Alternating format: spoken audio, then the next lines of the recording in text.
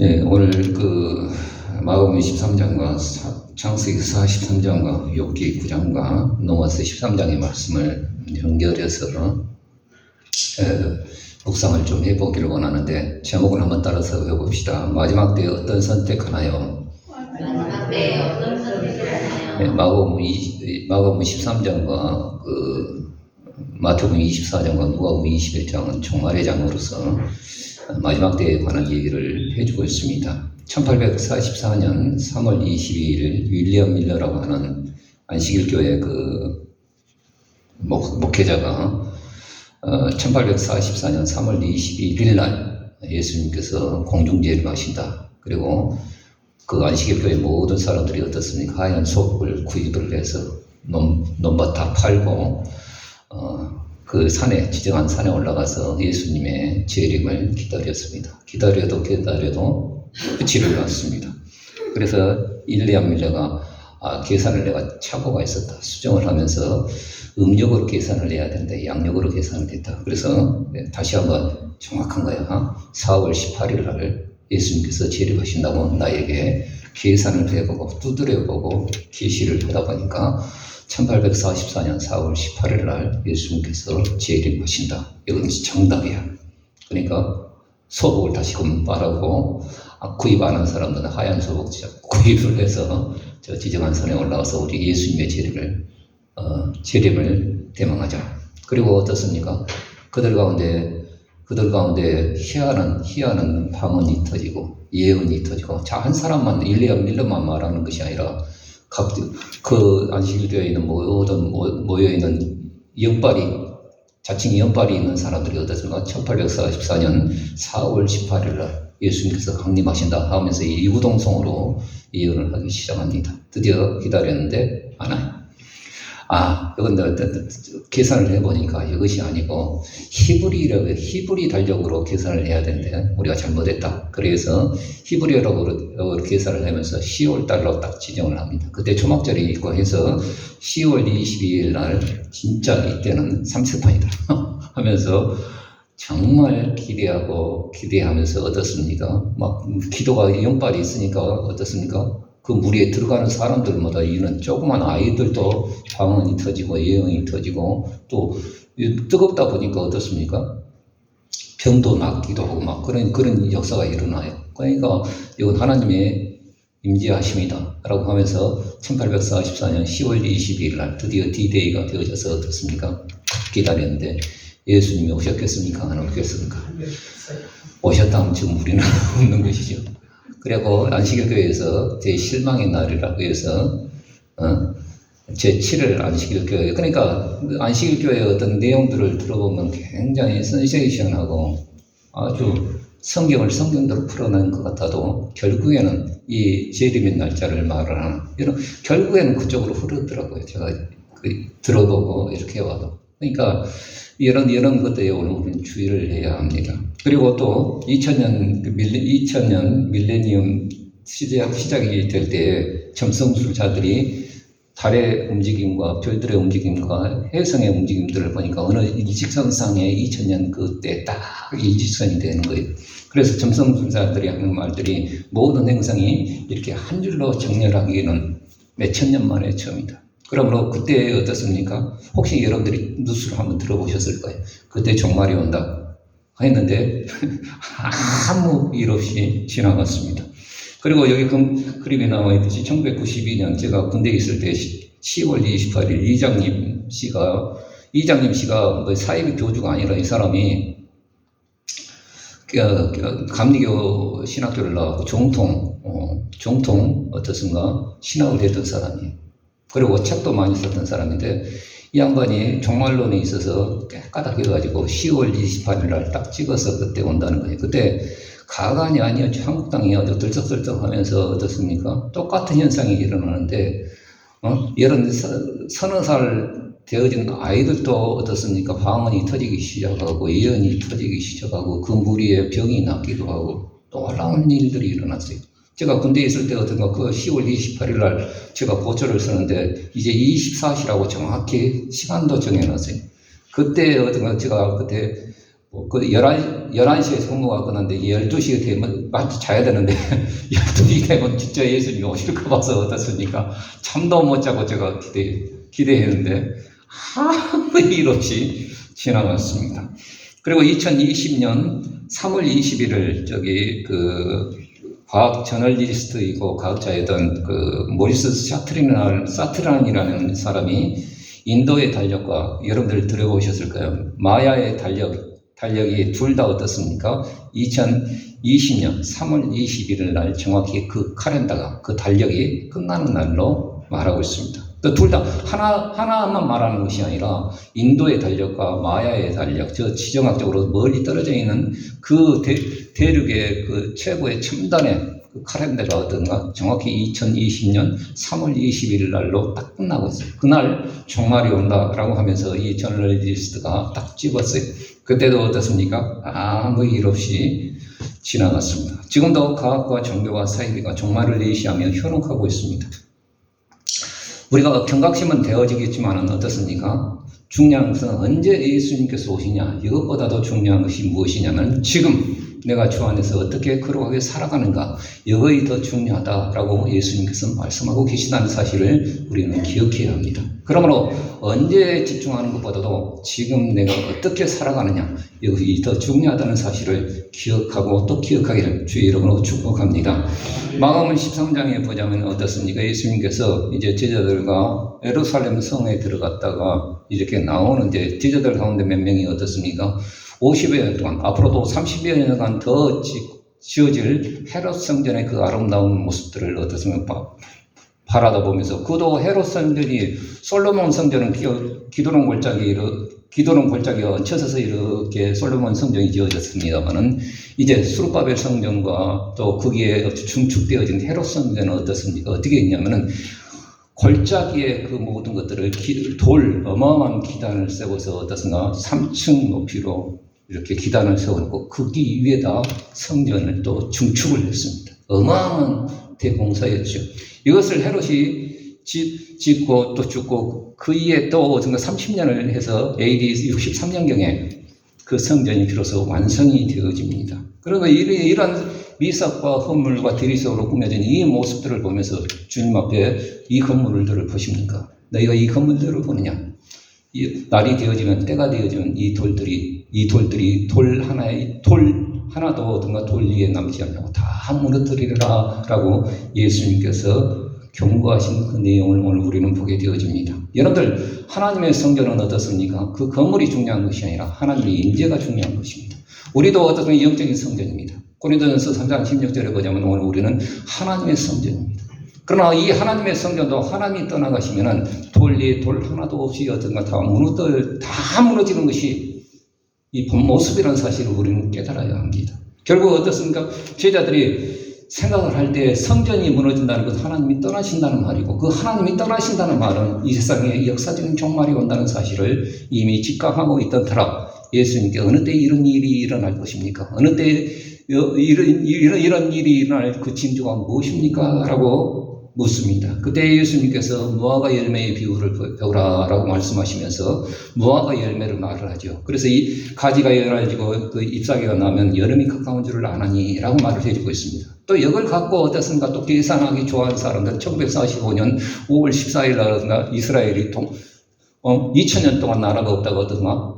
나라가 생겨져요. 그때 그러니까 무화과 나무는 이스라엘이라 해서 1954년부터 한 세대가 2세대가 지나가기 전에 이 모든 일이 다 이루어지리라. 그리고 한 세대가 한 40년 정도 되거든요. 그리고 1988년 어떻습니까? 예수님이 재림한다. 또 이렇게 계산을 해요. 그것이 아니라 무화과 나무가 어떻습니까? 이스라엘 사람들은 한 해의 새 연도가 하나의 새 시작이 어느 때였냐면 가을입니다. 10월 달입니다. 그래서 가을, 겨울, 봄, 여름. 여름이 되어지면 계절의 끝입니다. 그러니까 이것을 말을 하고 있는데 오늘 또 계산하기 좋아하고 또 이 말씀 저 말씀 짜맞추기를 좋아하는 사람들은 이걸 갖고 또 장난을 하고 있습니다. 예수님께서도 그때도 오시지 아니했습니다. 그러니까 이런 여름이라고 하는 이스라엘 사람들에게 있어서 계절의 끝이에요. 다시 말해서 이 여름이 가까운 줄을 아나니 예수님께서 어떻습니까? 그 끝이 반드시 온다는 사실을 이 비유를 통해서 말씀하시는 겁니다. 그래서 AD 70년경에 예수님의 말씀대로 결국에는 어떤가 예루살렘 성이 회파되어지고 이스라엘이 멸망을 하게 되어집니다. 그러나 그것뿐만 아니라 역사의 순간순간마다 어떻습니까? 역사의 종말을 어떤가 계속 예언되어지고 그 종말은 아직까지도 살아있는 말씀입니다. 그래서 종말의 때와 예루살렘의 멸망을 구별을 하고 있습니다. 그런데 그 과정들이 어떻게 되느냐? 첫째는 어떻습니까? 첫째는 시작이 어떻게 되어지냐? 미혹의 영이 있다는 거예요. 그래서 내가 그리스도라고 하면서 어떻습니까? 많은 사람들이 나타나기 시작하고 저 그리스도의 영이 일어나서 하나님의 말씀을 변기하고 날과 계절을 변개를 하면서 어떻습니까? 미혹한다는 거예요. 미혹한다는 거예요. 그리고 그때 시작에 또 두 번째 현상들이 뭐냐면 난리와 난리의 소문들이 일어나서 나라와 민족이 계절을 하고 전쟁이 일어난다는 거예요. 전쟁이 일어날 뿐만 아니라 각처에서 어떻습니까? 지진이 일어난다는 거예요. 지금 아이슬란드 같은 경우에는 어떻습니까? 불의 고리가 어떤 거 움직이면서 지각판이 움직이면서 용암이 구출되기 일보 직전이지. 지진이 일어난다는 거예요. 지진이 일어나고 그것으로 인해서 기근이 일어난다라고 합니다. 그러나 이것은 끝이 아니라 시작일 뿐이라는 거예요. 지금도 이것이 이루어지고 있죠. 그 과정은 어떤 것이냐? 그 과정은 어떤 거냐? 박해와 환란이 있다는 거예요. 그래서 아비가 어떻습니까? 아들을 어떤가 죽이는데 내몰려요. 그리고 아들이 아버지를 대적하여 어떤가 죽인다는 거예요. 그런 환란과 박해가 있다는 거예요. 그런 환란이 일어날 때 얼마나 심한 박해가 일어나겠습니까? 지금 이것이 우리에게는 아직 안 이루어졌잖아요. 물론 오늘 우리 초대교회 가운데는 그런 박해가 있었습니다. 그러나 전 세계적으로 박해와 환란이 아직은 안 이루어졌습니다. 그러니까 시작일 뿐이라는 거예요. 그리고 끝은 언제 옵니까? 예수님이 언제 오십니까? 딱 단정하기를 모든 민족, 만국, 모든 국가에게 이 복음이 증거되어야 끝이 오리라. 오늘 우리는 기억하셔야 된다. 시작과 과정과 끝이 어떻게 이루어진가. 하나님의 타임라인을 정확히 알고 있어야 되는 거예요. 그래야 헷갈리지 않습니다.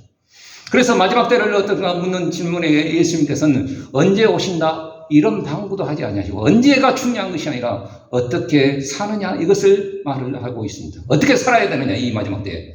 두 가지로 말씀을 드린다면 예수님께서 마가복음 13장을 통해서 우리에게 말씀하신 것은 두려워하지 말고 정말 끝까지 견디라는 거예요. 그런 환난과 어려움이 있고 가족 간에도 어떤 서로 고자질하고 어떻습니까? 그것으로 인해서 죽음에 이르는 그런 환난과 박해와 어려움이 우리가 있지만은 어떻습니까? 두려워하지 말라는 거예요. 내가 간원 앞에 나갔을 때 무엇을 말할까요? 미리 염려하지 말아라. 그때 말할 수 있는 이는 성령이다. 그러므로 두려워하지 말라는 거예요. 여러분들 종말의 타임라인을 오늘 우리에게 말을 하면서 유튜브 상에서 보면 어떻습니까? 두려움이 와요. 그건 거짓 복음입니다. 진짜로 오늘 우리에게 어떻습니까? 주시는 복음은 어떤가? 그 날이 기다려지고 그 날이 사모하는 날이 되어야 할지지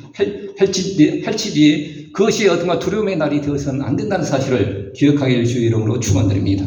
두려워하지 말고 끝까지 견디라. 두 번째 메시지는 깨어있으라는 거예요. 깨어있으라는 것이 어떻습니까? 그냥 눈 뜨고 그냥 24시간 눈 뜨고 이렇게 있으라는 것이 아니라 여기에 보자면 그 종들에게 문지기에게 어떤가 말씀하시는 내용들이 뭐냐면 내가 너희에게 나의 권한을 주며 어떻든가 너에게 맡기는 사무가 있다. 사명이 있다. 그리고 그 문지기에게 하는 말이 어떤가 끝까지 어떻습니까? 깨어 지키라. 이 명령을 주시는 것을 보게 되어집니다. 다시 말해서 오늘 우리가 깨어 있으라는 이 말은 무엇입니까? 깨어 있으라는 말은 우리에게 주신 권한과 우리에게 맡기신 사명과 우리에게 주신 그 명령을 어떤가 끝까지 충성하라는 이 말입니다. 다시 말해서 오늘 우리가 어떻습니까? 깨어 있으라는 말은 어떻습니까? 우리의 영성이 우리의 육체가 우리의 삶과 인격이 어떻습니까? 주님 앞에서 어떠한 것을 감당하면서 일하면서 그걸 붙들고 살아가는 것이 깨어있음의 내용인 것입니다. 언제 주님 언제 오실는지 아는 이가 없으니 등 밝히고 깨어있어 주님 맞아라. 그리고 3절 가사가 이렇게 나옵니다. 예수님 맡겨주신 일에 모두 충성 다했나 내 마음속에 확신 넘칠 때에 영원한 식 얻겠네. 163장의 가사입니다.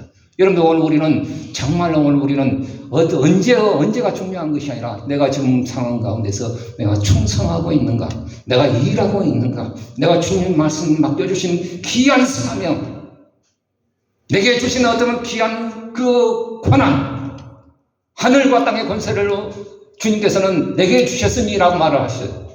그 권세를 어떻습니까? 오늘 우리에게 예수 이름의 권세를 주셨어요. 그 권한을 어떻습니까? 주인의 권세를 어떻습니까? 오늘 우리는 간직하고 있어야 돼요. 어떤 어려움이 와도 어떻습니까? 그걸 하나 해결하지 못하고 내 죄 문제도 해결하지 못하고 어떤 가운데도 낙심하고 좌절한 그런 모습이 아니라 하늘과 땅의 모든 권세를 가지신 예수 그리스도의 이름으로 명령하고 선포하고 그 권한으로 어떻습니까? 우리가 선포하고 나가는 것이 믿는 자의 권세입니다. 그리고 내게 맡겨주신 사명이 무엇인가 오늘 우리는 깨닫고 그것을 끝까지 마무리할 수 있는 귀한 충성된 자가 되어지길 주의 이름으로 축복합니다. 그래서 오늘 우리는 언제 주님 오실지 기도하지 말고 언제 오늘 안식교에서는 어떻습니까? 또 시한부 종말론에서나 또 요즘 보면 은근히 어떻습니까? 예수님 곧 오실 것 같고 뭐 말을 하는데 그거 오실지 기도하지 말라겠어요. 그 기도하라는 내용이 없습니다. 딱 하나 기도하라는 내용이 있는데 자 한번 같이 읽어볼까요? 마가복음 23장 17절부터 18절 시작. 그날에 아이 뱀 자들과 젖 먹이는 자들의 화가 있으리로다. 이 일이 겨울에 나지 않도록 기도하라. 이 일들이 겨울에 일어나지 아니하도록 기도하라. 이거 놓고 기도하라는 거예요. 그런데 물론 어떻습니까? 아이 뱀 자와 젖 먹이는 자가 화가 있죠. 그때 겨울이 되어지자면 이곳에 하다 보면 결국에 이것 때문에 피난도 못 가고 그래서 어려움을 당하는 그 역사적인 사례도 있습니다. 그런데 이걸 영적으로 더 해석을 해본다면 우리 인생의 겨울에 예수님이 오시지 않도록 다시 말해서 내 인생의 겨울에 주님이 오시지 않도록 늘 이것을 놓고 우리는 기도해야 합니다. 요양병원에 어떻습니까? 그냥 링게로 맞으면서 치매 걸려갖고 정신이 해롱해롱해갖고 주님 오신다 한다면 어떻게 하겠습니까? 안 되죠. 그러므로 이거 놓고 기도해야 돼요. 예수님이 언제 오실지 놓고 기도하지 마시고 내 인생의 겨울에 예수님이 오시지 않도록 늘 놓고 우리는 기도하기를 주의 이름으로 축원드립니다. 아멘. 기도하라는 거 기도해야죠. 내가 그 금전적인 문제 때문에 경제적인 문제 때문에 갚아야 할 돈이 너무 많아서 어떻습니까? 어떤 목사님은 어떻습니까? 몽땅 은혜에서 돈 빌려갖고 예수님 오시면 딱 올라가면 딱 끝난다. 그런 되지도 않은 말을 사랑의 빛 외에는 아무에게도 짐을 빚지지 말라 했는데 그렇게 하면 안 되죠. 그런 자들이 어떻게 주님 앞에 들림 받을 수 있겠습니까? 탈락. 그러므로 오늘 우리는 우리에게 주어진 것에 대해서 내 인생의 겨울에 어떻습니까? 주님 오시지 않도록 항상 오늘 우리는 기도하기를 주의 이름으로 축원드립니다. 아무것도 할 수 없는 그 인생의 겨울 그때 주님 오시지 않도록 항상 우리는 만반의 준비를 할 수 있는 귀한 은혜가 있기를 주의 이름으로 축원드립니다. 이뿐만 아니라 우리 인생에서 역사적인 종말뿐만 아니라 나에게도 이 종말은 동일하게 적용이 되어집니다. 야곱의 마지막 때의 선택을 우리는 보게 되어집니다. 계속된 기근의 양식은 어떻습니까? 거들나죠. 야곱의 아들들이 어떻습니까? 애굽 땅에 내려갔다가 양식을 사옵니다마는 아버지가 거절하지 아니했으면 두세 번 왔다 갔다 했을 겁니다. 이런 말들을 보면은 아마 두세 달 동안 있었던 것 같아요. 가는데 10일, 오는데 10일 정도 되어지거든요. 이스라엘 땅에서 이집트로 내려가면. 그러니까 보니까 없는 살림에 더 배고프면 어떻습니까? 꽁치고 이렇게 하다 보니까 또 배다른 형제들이 많다고 식솔들이 많으니까 꽁치다 보니까 그 음식도 하루아침에 다 거들려는 거예요. 그래서 야곱이 야, 너 간방만 할 거냐? 좀 내려가야지 않느냐? 아버지, 베냐민을 데려가지 않으면 그 총리라는 사람이 우리를 만나주지 않습니다. 베냐민 데리고 가야 합니다. 그러니까 여기에 야곱은 어떤가? 안 된다. 이렇게 했는데도 불구하고 야곱은 어떻습니까? 하나님의 구원에 하나님께서 애굽 땅에 내려가는 것이 하나님의 구원이고 요셉을 통한 하나님의 계획인데도 불구하고 이 영적인 눈이 어두워져 있으면 어떻습니까? 집착에 빠져 있으면 그 구원의 길로 보여지지 않습니다. 자기 집착 때문에 어떻습니까? 구원의 길이 보여지지 않는 거예요. 그래서 결국에는 넷째 아들이었던 유다가 어떻습니까? 동병상련의 아픔이 있었죠. 그래서 그 아픔을 가지고 아비 집에 다시금 돌아와서 그 역할을 감당하는 사람이 유다였는데, 유다가 어떻습니까? 이제는 르우벤이 자기 두 아들을 담보해서 말했던 것보다도 어떤가 내 자신을 담보해서 내 목숨을 걸고 어떻습니까? 아들을, 베냐민을 지키겠습니다. 담보하면서 설득을 하기 시작합니다. 그때 어떻습니까? 야곱이 어떤 베냐민을 내놓게 되어지는데, 그때도 어떻습니까? 이렇게 유황 조금, 파다낭이라고 해서 살구 열매거든요. 그거 조금 해갖고 바리바리 싸가서 내물 전략으로 또 이제 하려고 하는 거예요. 야곱은 하여간 이 잔머리의 기준이다. 그때도. 그래서 잔머리를 쓰죠. 그래서 여러분들 예수 믿는 것은 다시 말해 자기 사랑, 자기 생각, 자기 계획, 자기 목적, 이 우상을 우리는 버리지 못하면 안 됩니다. 여러분들 오늘 우리 예수 믿는 것은 자기의 생각, 자기 목적, 자기 꼬라지, 자기 계획, 자기 목적, 그거 갖고 예수 믿을 수 없어요. 우리 한번 같이 읽어볼까요? 누가복음 9장 23절의 말씀 한번 같이 읽어봅시다. 시작.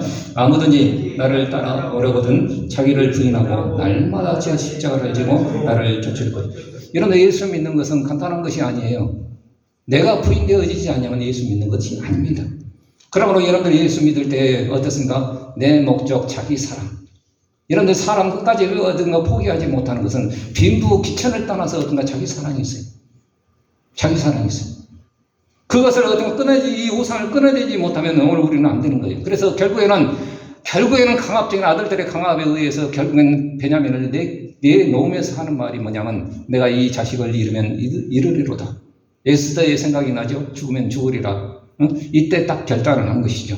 잃으면 잃으리로다 결단하니까 어땠습니까? 하나님의 구원이 그때서부터 구원의 길이 보이기 시작한 것을 보게 되어집니다. 여러분들 오늘 우리는 자기 목적, 자기 생각, 자기 계획, 그 모든 것을 주 예수 그리스도의 이름으로 끊어내길 주의 이름으로 축복합니다. 이걸 끊어내지 못하면 하나님의 구원이 우리 가운데 왔다 할지라도 우리 눈에는 보여지지 않는 거예요.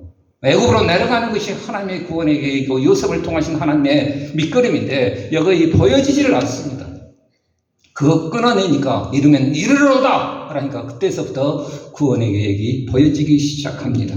그래서 총리간절로의 어떻습니까? 10명의 아들들이 어떤가 초대받아서 그때 시몬이 어떻습니까? 둘째 아들 시몬이 어떤가 옥에 갇혀 있는데 서너 달 동안 어떤가 옥살이 하다가 그래도 어떻게 잘 보살펴 줬는가 봐요, 요셉이. 그렇게 해서 이제 11 아들과 베냐민 10 아들과 어떻습니까? 시몬, 베냐민 다 들어가서 이제 그 총리 간절로 초대를 받게 되어집니다. 그래서 서로 찔려서 어떤 거 우리가 그때 곡식자루에 있는 그 돈 우리가 훔치지도 아니했는데 어떻게 이것 때문에 지금 우리를 불러내서 총리 간절로 불러서 우리를 지금 당나귀도 다 뺏고 뭐 하려고 하는 그런 속셈이지 않느냐 그런 두려움이 있을 때 그 청지기에 물어봤더니 당신의 하나님, 당신의 아버지 하나님이 그렇게 하셨습니다. 이렇게 말을 하고 이제 일단 그 초대를 받아 갔죠. 그런데 딱 가보니까 어떻게 했냐면 누가 나이를 가르쳐 주지도 아니고 11 아들이 있는데 요셉은 누웠고 11 아들이 있는데 누가 가르쳐 주지도 아니는데 뭐 주는 놈 민증 까라는 것도 아닌데 어떻습니까? 나이 차서대로 장유의 차서대로 순서대로 딱 앉혀놓은 거예요. 이걸 보고 어떻습니까? 이상하다. 이상하다. 그렇게 하고 어떻습니까? 또 이제 배식을 하는데 베냐민 막내 아들이 있지 않습니까? 거기에는 5배의 그 양식을 딱 이렇게 올리는 거예요. 그러면 어떤가? 적어도 어떤가? 10명의 아들들이 뭐라고 했습니까? 내가 그냥 아무리 갑질을 한다 할지라도 아무리 베냐민이 좋다 하더라도 어떻습니까? 누군지는 모르니까. 아니 5배나 음식을 이렇게 많이 하면 이거 너무한 거 아닙니까? 너무한 거 아닙니까? 이렇게 말할 수 있어요. 그러나 그들은 그렇게 말하지 않습니다. 시몬이 살아있고 베냐민이 살아있는 마당에 어떻습니까? 자기애와 자기 미움과 그 형제들의 미움과 편애와 시기가 사라지고 성경에 보자면 그냥 5배 이렇게 쌓아둬도 살아있음으로 인해서 함께 즐거워하더라. 할렐루야.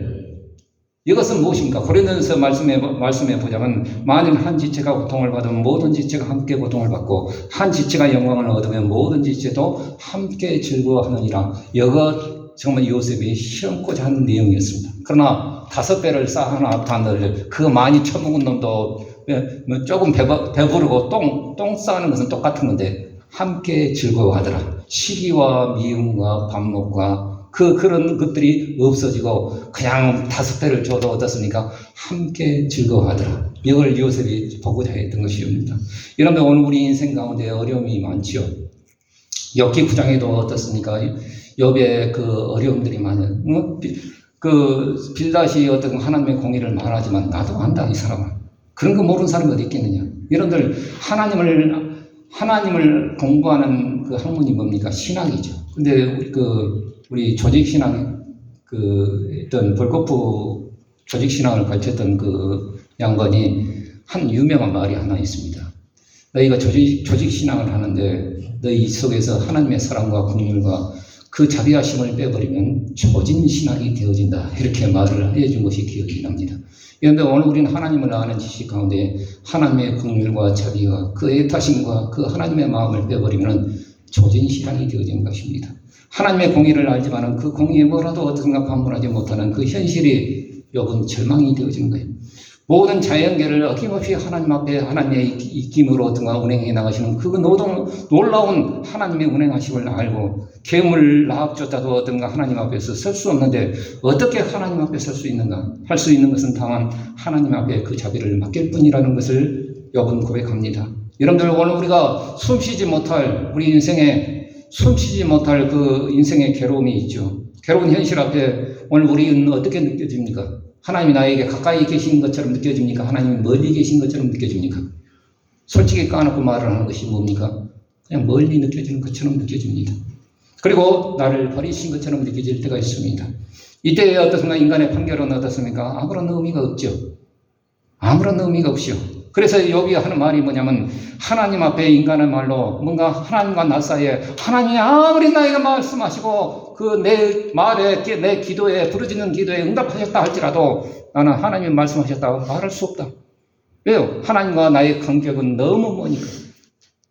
그래서 하나님 앞에서 인간의 말로 나를 어떤가 대질하고 어떤가 그 재판에서 재판하에 대해서 이 양측상에서 어떻습니까? 손을 얹어 판결자가 있었으면 좋겠다라고 욥은 고백하고 있습니다.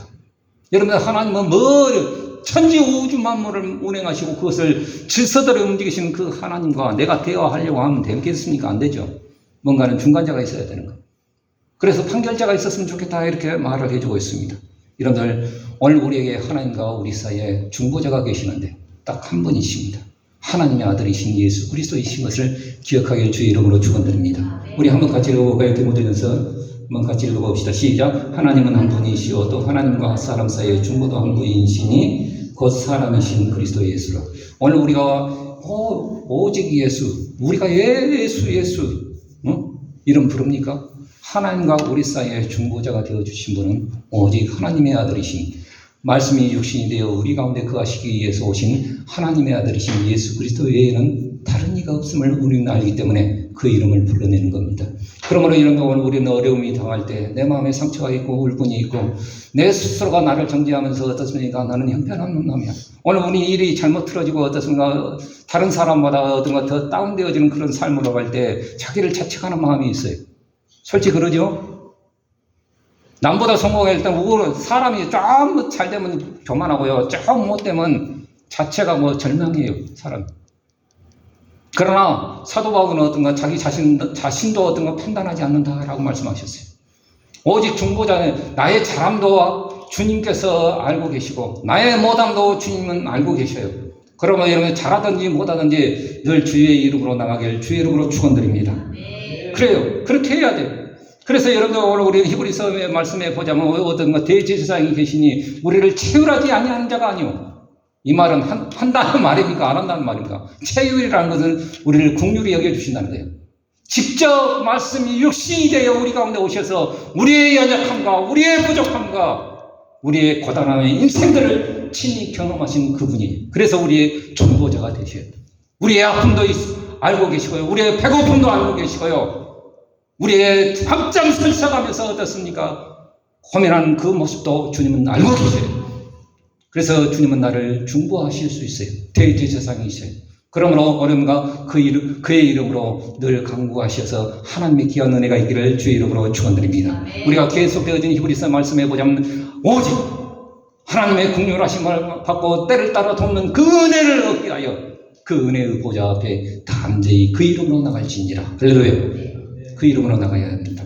그래서 여러분 오늘 우리는 마지막을 어떻게 해야겠습니까? 로마서 13장에 보자면 세금 내라 이런 내용이 나오지만 뒷부분에 보자면 이때 뭐라고 하냐면 이 시기를 알거니와 그때가 뭐냐면 자다가 깰 때다. 밤이 깊고 낮이 가까웠으니 종말에 관한 얘기를 바울은 말하고 있습니다. 여러분들 재림 신앙은 아무것도 안 하면서 휴방을 기다리는 그런 일을 만드는 자들이 아닙니다. 데살로니가전서에 보자면 사도 바울이 어떤 데살로니가전서를 말을 하면서 예수님께서 곧 오실 거야. 그러니까 이것을 오해해서 예수님께서 곧 오실 거지. 그러면 어떻게 되냐? 그때 최고의 모습을 드려야 되지. 나 눈 팔고 밥 팔고 오직 하얀 소복 입고 기도만 할 거야. 그렇게 해서 일을 만드는 자들이 있었습니다. 우리 한번 같이 거기에 보자면 데살로니가후서 3장 11절에 보면 이렇게 말합니다. 우리가 들은즉 너희 가운데 규모 없이 행하여 도무지 일하지도 아니하고 일만 만드는 자들이 있다라고 말을 해주고 있습니다.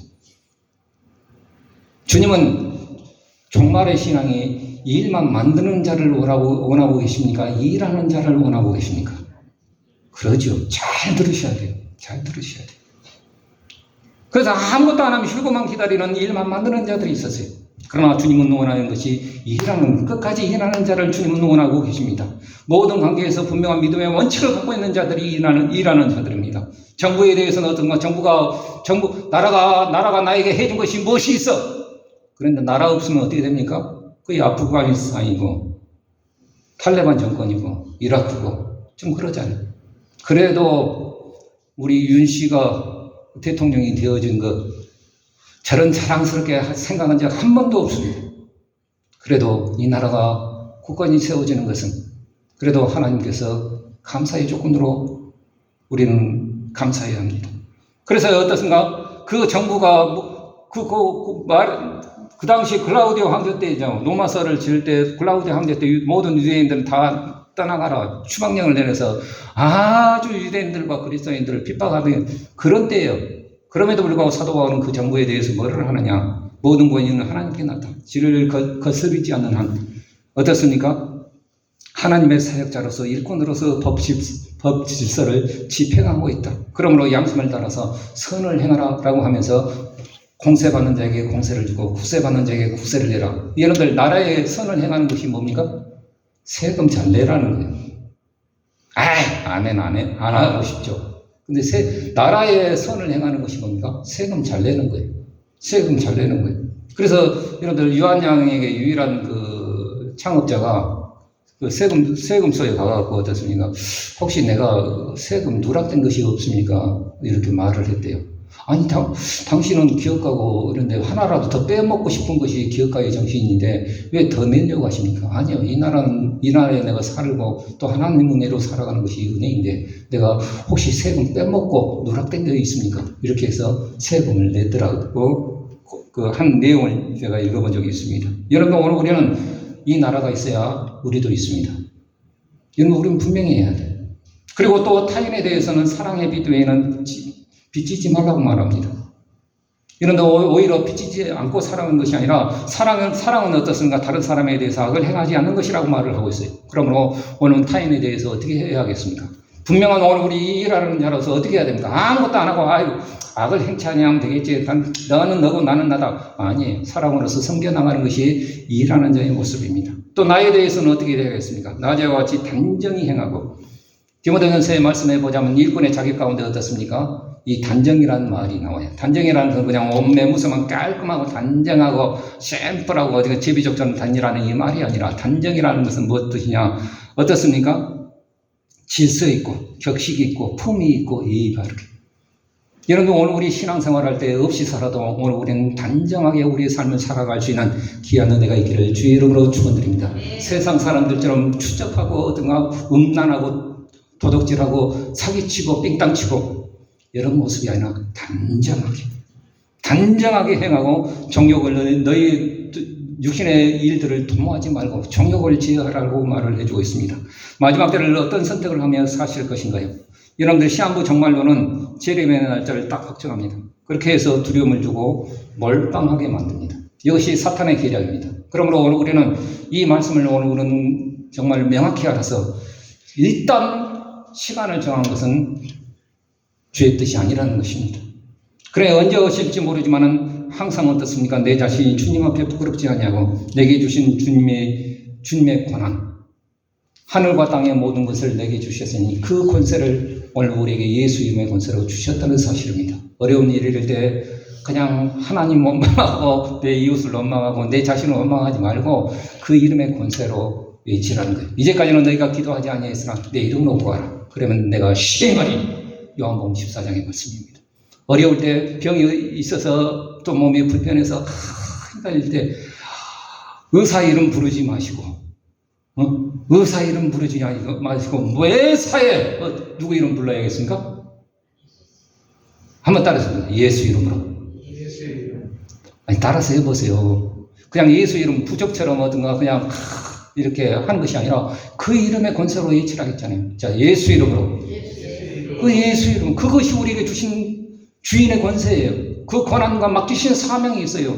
사명은 어떻습니까? 이 땅에 살아갈 때 내 자식들이 있고 어떻습니까? 손주들이 있고 내 주위의 사람들에게 하나님의 나라를 넓혀갈 수 있는 그 사명이 아직까지도 나에게 존재하는 거예요. 사명이 있는 한 어떻습니까? 나는 죽을 수 없어요. 왜 사명을 오는 거 우린 까먹고 삽니까? 내 자녀들을 어떻게 합니까? 내 주위의 사람 어떻게 합니까? 여러분들 그 사명이 있다는 거예요. 그리고 내게 주신 명령, 깨어있으라는 이 명령. 오늘 우리는 끝까지 오늘 우리는 가지고 살아야 합니다. 중보자이신 예수 이름으로 오늘 우리는 정부와 타인과 나를 위해서 일하며 기도해야 합니다. 믿음은 어떤가 관계에서 발휘되어지는 거예요. 믿는다는 것은 어떤가 뭔가 관계의 대상이 있다는 것이죠. 믿음의 생활이라는 것은 어떻습니까? 관계에서 발휘되어지는 거예요. 그렇지 않으면 어떤가 자기 혼자 믿고 자기 혼자 막 들써서 자기 혼자 막 이렇게 예언하고 자기 혼자 이렇게 하는 건 그거는 신앙이 아니고 믿음도 아니고 독고다일 뿐입니다. 지 혼자만의 믿음일 뿐입니다. 오늘 우리는 양심을 따라서 성실한 납세를 해야 합니다. 오늘 이 말씀을 오늘은 가볍게 보지 말아야 합니다. 나라도 어떤 거 돈이 있어야 일합니다.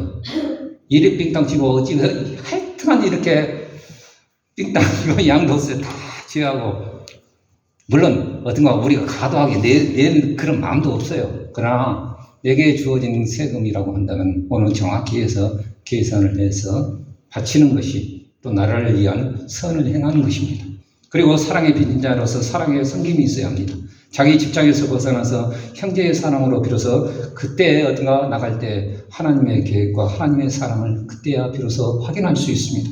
이것이 마지막을 사는 자의 믿음의 선택입니다.